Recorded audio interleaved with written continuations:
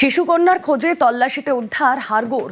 শিশুর মা বাবাকে গ্রেফতার পুলিশের। বাঁকুড়ার শানবাঁধার বগা গ্রামের ঘটনা। বুধবার রাতে রহস্যজনকভাবে নিখোঁজ শিশু। রাতে ঘুমানোর সময় নিখোঁজ দাবি বাবা মার।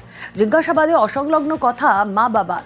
কথা বলবো, প্রতিনিধি প্রিয়ব্রত রয়েছেন সঙ্গে। প্রিয়ব্রত, তাহলে কি পারিবারিক কোনো অশান্তি যার বলি হতে হয়েছিল এই শিশুকে? দেখো, সেটা এখনো পরিষ্কার নয়, কিন্তু অসংলগ্ন কথাবার্তা এবং তার বাবার কোনো একটা দেখিয়ে দেওয়া জায়গা, সেখান থেকেই হাড়গোড় উদ্ধার হয়েছে। মোটামুটি পুলিশের যেটা অনুমান যে এই হাড়গোড় ওই নিখোঁজ শিশুর, যেই শিশু গত বৃহস্পতিবার সকালে উঠে দেখেন যে বাবা মা, যে মুন্নি বাউরি এবং প্রশান্ত বাউরির যে ঘুমন্ত অবস্থায় শিশু নিখোঁজ হয়ে যায়, এরকম একটা গল্প ফাঁদের। এবং সেটা পরবর্তীকালে 3 দিন ধরে খোঁজ খবর চালানো হয়। এলাকার সংক্রান্ত জায়গা রয়েছে বহু জার পুকুর, এবং সেই জায়গাতে পুলিশ কুকুর নিয়ে যাওয়া হয় এবং তদন্তের জেলার যে উচ্চপদস্থ আধিকারিক তারা গিয়েছে। এবং পরবর্তীকালে দেখা যায় যে গতকাল সন্ধ্যে নাগাদ তদন্ত করে দেখা যায় যে সেইখান থেকে একটা হাড়গোড় উদ্ধার হয়েছে। এই হাড়গোড় পাঠানো হয়েছে ফরেন্সিকের জন্য। যে হাড়গোড় উদ্ধার হয়েছে সেটা মোটামুটি অনুমান যে এই হাড়গোড় এই নিখোঁজ শিশুর হতে পারে, যে 1.5 বছরের শিশুর নিখোঁজ হয়ে গেছিল গত বুধবার রাত্রে, এবং যখন শুয়ে ঘুমাচ্ছিলেন প্রশান্ত বাউরি, মুন্নি বাউরি এবং তার সরাসরি তাদের 2 মেয়ে এবং 1 ছেলে। বেশ প্রিয়ব্রত, নজর থাক। নাকি ওই মনসাতলা আছে, মনসাতলার সামনে ওনার বাড়ি। তো এখন ঘটনা হচ্ছে যে মানে 12টা-1টা পর্যন্ত নাকি ওই মনসাতলাই ছিল শুয়ে, তারপরে বাড়িতে গেছে। হ্যাঁ, বাড়িতে যাওয়ার পরে ওখানে ঘুমানোর পরে দরজাও নাকি খোলা ছিল। প্রথমত অবস্থায় বলছিল যে বাচ্চাটা চুরি টুরি হয়েছে। পরবর্তী ক্ষেত্রে পুলিশ তদন্ত করেছে, তদন্ত করে নাকি শোনা যাচ্ছে যে ও নিজেই ওকে মারধর করে নাকি এখানে এই সিদাম সাহার বলে একটা ওই সহ্যক আছে, সেখানে নাকি ফেলেছে। সেখানে শোনা যাচ্ছে কিছু হাড়টাড়ও নাকি পাওয়া গেছে। সকাল দেখলাম যে বাচ্চারা যে মিসিং আছে বললো, আর আজকে পুলিশ কুকুর টুকুর নিয়ে এসেছিল, তল্লাশি করলো, আর কিছু হাড়টাড় নাকি পেয়েছে। তো সেই হিসাবে বাবাকে নিয়েছিল, আর বাবাকে নিয়েছিল। কি মনে করছো? দোষ করলে যেমন শাস্তি হয়। তদন্ত চলছে, এখনই কিছু বলানো যাবে না। তদন্ত স্বার্থে তদন্ত চলছে। আমাদের পরিবারের লোক মিসিং অভিযোগ করেছে, আমরা তদন্ত করছি সব বিষয়গুলো। অ্যালেন পার্কের সামনের রাস্তায় ধস। ব্রিটিশ আমলে তৈরি নিকাশি ব্যবস্থার জের। গাছের শিকড়ে ফেটেছে মাটির নিচের অংশ। হঠাৎ ধসে আতঙ্কে নিত্যযাত্রীরা। ব্যারিকেড দিয়ে ঘেরা হয়েছে ঘটনাস্থল। ধস মেরামতি কলকাতা পুরসভার। এগুলো দেখেন, এটা আগেকার পুরনো ব্রিক্সওয়াল লাইন আছে।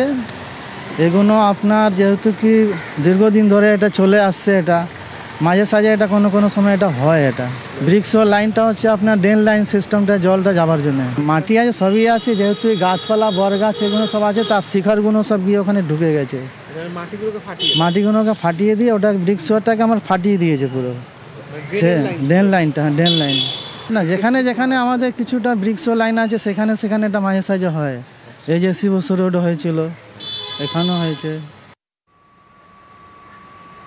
রাত 9টা নাগাদ হঠাৎই পার্ক স্ট্রিটে অ্যালেন পার্কের সামনে ধসে যায় রাস্তার একাংশ। গতকাল থেকেই রীতিমতো ব্যারিকেড দিয়ে কর্ডন করে রাখা হয়েছে জায়গাটি, এবং অত্যন্ত ব্যস্ততম রাস্তা, সেক্ষেত্রে যান চলাচলের নিয়ন্ত্রণ করা হয়েছে। আধিকারিকদের কথায় যে এই যে পার্ক স্ট্রিটের যেই রাস্তা পুরনো আমলে, অর্থাৎ ব্রিটিশ আমলের যে ইটের ড্রেনেজ সিস্টেম, সেই ইটের ড্রেনেজ সিস্টেম রয়েছে ভেতরে, সেক্ষেত্রে যে আশেপাশের গাছগুলো রয়েছে তার শেকড় আসাতে সেই ইটগুলোকে দুর্বল করে দেন, এবং সেই ইটে ধস নামাতেই পরবর্তীতে এই পিচের যে ওয়েট না রাখতে পেরে সেই রাস্তাটি পুরোপুরি ধসে যায়। শুধুমাত্র পার্ক স্ট্রিট নয়, পার্ক স্ট্রিট ছাড়াও আশেপাশে এজিসি বোস থেকে শুরু করে এরম বেশ কয়েকটি জায়গা রয়েছে যেখানে এখনও সেই পুরনো আমলের ব্রিক সিস্টেমের ড্রেনেজ সিস্টেম রয়েছে, এবং সেখান থেকেই এই ধরনের একটা ভয়াবহ পরিস্থিতি ঘটে। ক্যামেরায় বিপুল ঘোষের সঙ্গে রৌনক দত্ত চৌধুরী, নিউজ 18 বাংলা, কলকাতা। ঝাড়গ্রামে জমি মাফিয়ার দাপট। সরকারকে বিক্রি করা জমি ফের বিক্রির অভিযোগ। লোধা শবরদের জন্য বরাদ্দ সরকারি জমি, তা বিক্রির অভিযোগ। যোগেন মাহাতোর থেকে জমি কেনে রাজ্য, আর সেই জমি বরাদ্দ হয় লোধা শবরদের জন্য। সরকারি জমি কি করে, সরকারকে বিক্রি করা জমি কি করে ফের বিক্রি, জানবো। আমাদের প্রতিনিধি রাজু রয়েছেন সঙ্গে। রাজু, প্রথমত বলে রাখি যে এই যে সরকারি জমি, যেটা রাজ্য সরকার লোধা শবর ডেভেলপমেন্টের জন্য কিনেছিল, প্রায় 30 একর জমি, যেটা আনুমানিক যেটা জানা যাচ্ছে ভূমিদপ্তর সূত্রে প্রায় 40 বিঘের জমি। সেই 40 বিঘে জমিতে এই সমস্ত লোধাসবররা চাষাবাদ করতো এবং তাদের বাড়িঘর রয়েছে। সেক্ষেত্রে সেই জমি যে যোগেন মাহাতোর কাছ থেকে কেনা হয়েছিল সরকারের কাছ থেকে, সেই যোগেন মাহাতোকে হাত করে কারখানা কর্তৃপক্ষ সেই জমিকে নিজেদের নামে হাতিয়ে নিয়েছে। আর এই জমি যখন মিউটেশন করতে যাচ্ছে সেই সময় যখন এই লোধাসবরদের কাছে নোটিশ যাচ্ছে, সেক্ষেত্রে লোধাসবররা দেখে আতঙ্কিত, কারণ লোধাসবররা সেই অর্থে শিক্ষিত নয়। রাজ্য সরকার জমি দিয়েছে কিন্তু সেই জমিকে যে নিজেদের নামে করতে হবে সেটা তারা করেনি। সেক্ষেত্রে যখন এই নোটিশ যেতে তারা জানতে পারে এবং সেই বিষয় নিয়ে তারা যখন প্রশাসনের কাছে এসে দাঁড়ায়, প্রশাসন প্রথমটা খামখেয়ালিপনা দেখায় এবং তারপরেই এই যে যোগেন মাহাতো যে জমি বিক্রি করেছিল রাজ্য সরকারকে তার বিরুদ্ধেই অভিযোগ করে ঝাড়গ্রাম থানাতে এফআইআর করেছে এই লোধাসবর যে গ্রামের মানুষজন রয়েছেন তারা। আর এই নিয়ে তারা সরব হয়েছেন কারণ প্রশাসনের তরফ থেকে তারা চাইছেন যাতে দ্রুত ব্যবস্থা হয়। আর অপরদিকে যে জমি যারা কিনেছেন যে কারখানা কর্তৃপক্ষ তারা কিন্তু দিনে এবং সন্ধ্যেতে তাদের কাছে এসে হুমকি দিচ্ছে। সরকার থেকে যে কি বলে দলিল দিয়েছিল 32 জায়গায় 65 ডিসিমেল জায়গা যোগেন চন্দ্র মাহাতো পুনরায় বিক্রি করে দিয়েছেন আর কি। সরকার টাকা দিয়েছিল যোগেনকে।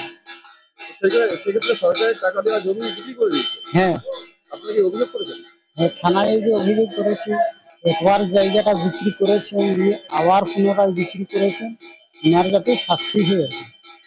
সরকার থেকে যে বন্টন করেছে জমিগুলো এগুলো যে নিয়ে নিয়েছে সেই জন্য আজকে অভিযোগ এরা করেছে। ওই যোগেন মাহাতোই আবার ফ্যাক্টরিকে বিক্রি করে দিয়েছে। এইখানে যারা জড়িত আছে আর তাদের সমস্ত লোকের দৃষ্টান্তমূলক যেমন শাস্তি হয়। জমির একটা চক্রান্ত চলছে, এখানে অনেক লোক সাথে জড়িত আছে, এতে সমস্ত লোকেরই দৃষ্টান্তমূলক শাস্তি হয়, সবাই এটাই চাইছে। মোহনপুর মৌজার 915 জেএলে একটা লোধাসবরদের জমি নিয়ে একটা ইস্যু হয়েছে। আপাতত লোধাদের যে জমিটা নিয়ে ইস্যুটা হয়েছে সেই ইস্যুতে আমরা লোধাদের বেশ কিছু জমি আমরা অলরেডি কিছু জমি রেকর্ড করে ফেলেছি এবং ওনাদেরকে বলেওছি যে মিউটেশনে ফেলতে আর কি। তো অ্যাজ আর্লি অ্যাজ পসিবল যদি মিউটেশনে ফেলে আমরা হয়তো বাকি জমিগুলো আমরা রেকর্ড করে দিতে পারবো এবং এই ইস্যুটা হয়তো সলভ হয়ে যাবে। ফুটবল খেলছে রামলাল। ঝাড়গ্রামের জিতু শোলে রামলালের কেরামতে। রামলালের ফুটবল খেলা দেখতে ভিড়।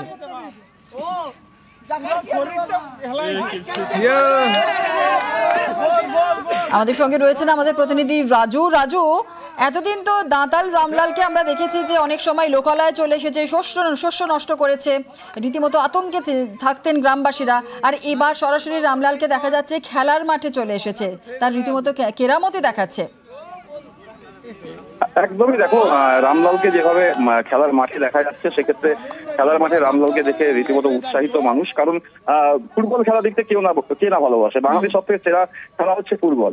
আর সেই ফুটবল খেলা যখন গ্রামবাসীরা গ্রামে যে যুবকরা তারা খেলছিল, সেই সময় হঠাৎ করে জঙ্গল থেকে রামলাল বেরিয়ে আসে সেই ফুটবল মাঠে এবং ফুটবল মাঠে এসে সে প্রথমেই ফুটবলটিকে ধরে ফেলে এবং সেই ফুটবল খেলতে শুরু করে।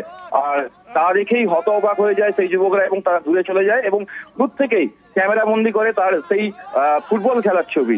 এবং এই ফুটবল খেলা দেখতে যেমন সেখানকার যে যুবকরা খেলছিল তারা দেখছিল, ঠিক তেমনই আবার গ্রামবাসীদের কাছে গিয়ে খবর পৌঁছাতে গ্রামবাসীরাও এসে ভিড় করে রামলালের এই ফুটবল খেলা দেখতে। কারণ বিভিন্ন সময় দেখা গেছে যে হাতি দৌরাত্ম বা হাতির তাণ্ডব বিভিন্ন জায়গায়, কিন্তু এই ছবিটা একদম আলাদা। কারণ এখানেও বোঝা যাচ্ছে যে পশুরাও খেলতে পছন্দ করে।